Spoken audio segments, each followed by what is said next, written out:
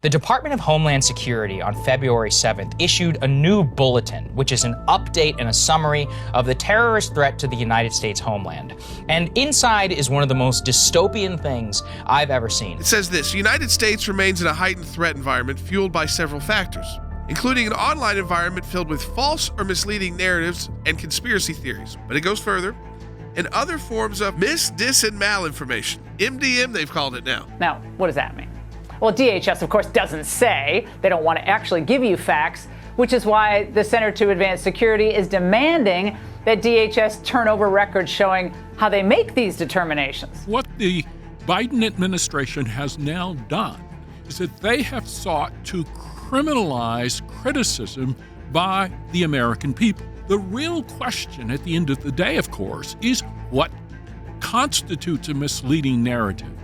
And the second question is who decides? What is worse, the government lying or us exposing the lies of the government? And you understanding the lies of the government? I'm going to go ahead and say the first. But when the government says that by exposing and understanding that you are then complicit in feeding, terrorism narratives, that is insane. This is what fascist governments do. They try to shut down dissent. They try to take away the opposition's voice. They try to silence their critics.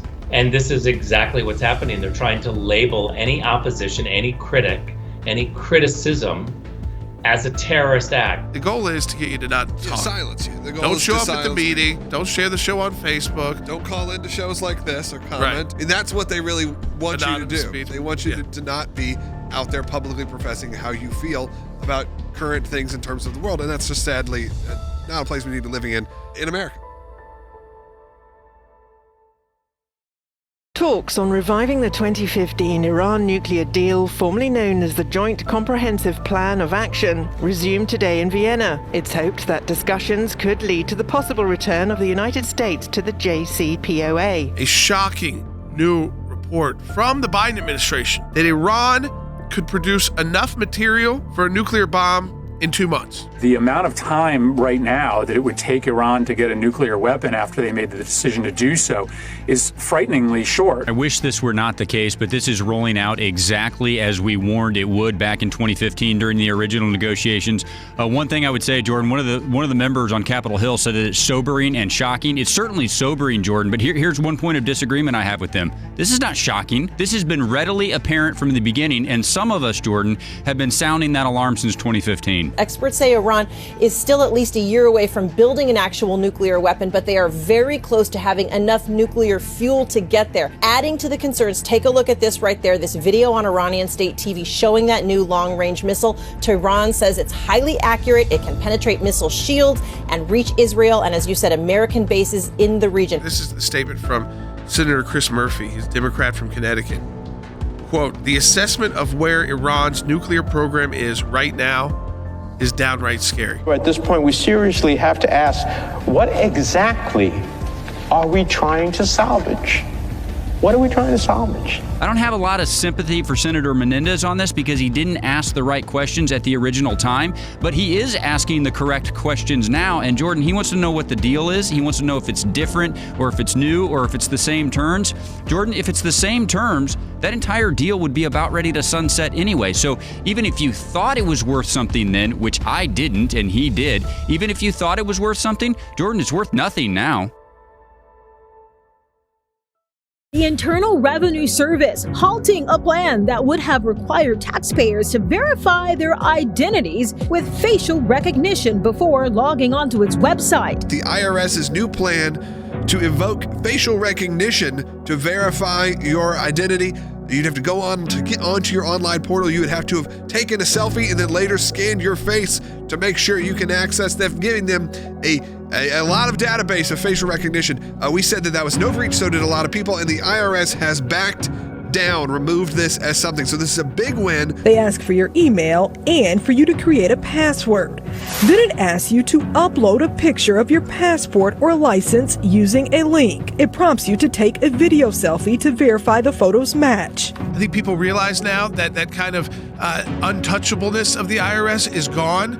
So when they try to do something that is so outside the norm, I mean, of all government agencies, they were going to use a private company to have your facial recognition for your tax returns, for your tax documents.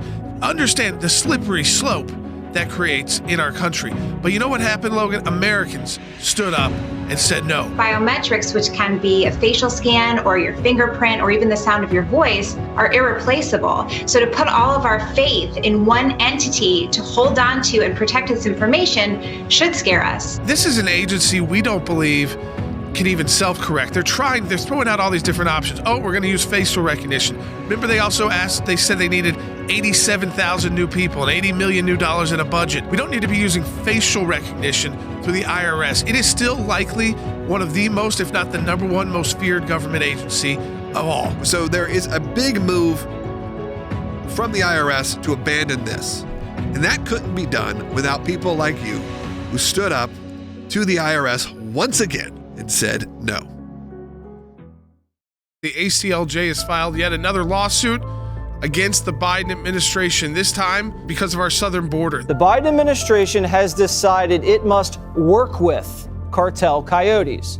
According to former CBP Commissioner Mark Morgan, they wanted to avoid scenes like the ones of children being dropped over walls in remote areas.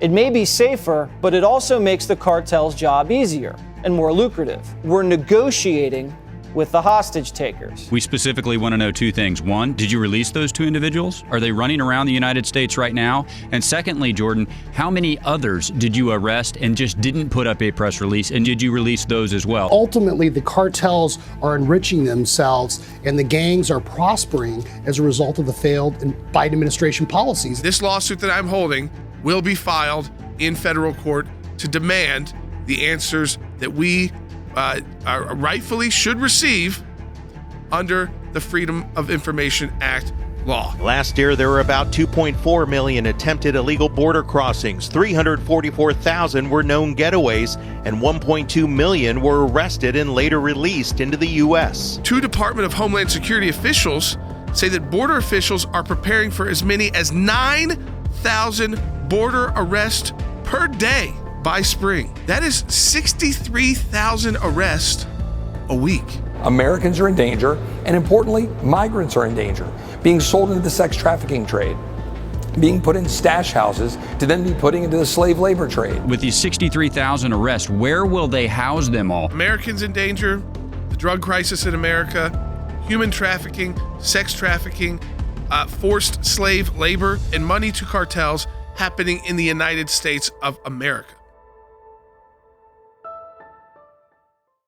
Christians and other religious minorities who are still in Afghanistan are fearing for their lives. There have been reports of Christians receiving threatening phone calls, and according to a statement by Christian leaders who are currently in hiding in Afghanistan, the Taliban has a hit list of Christians who they are targeting. We have put together countries which we believe desire particular attention by the UN Human Rights Council.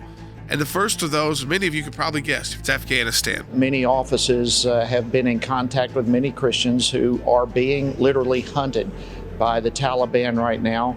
And every effort possible is underway to try to evacuate those individuals.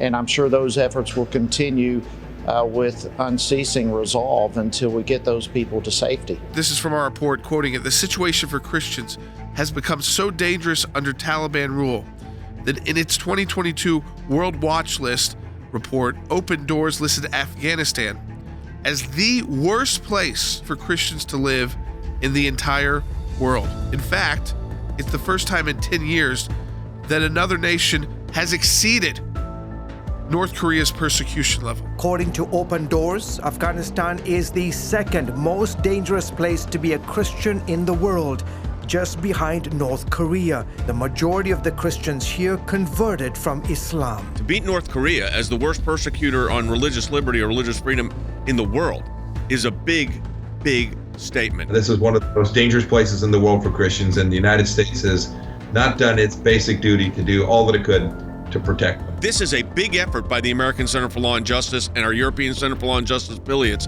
We've got multiple teams working on these reports, and we will make oral presentations to the United Nations in just a few weeks. Lives are on the line here.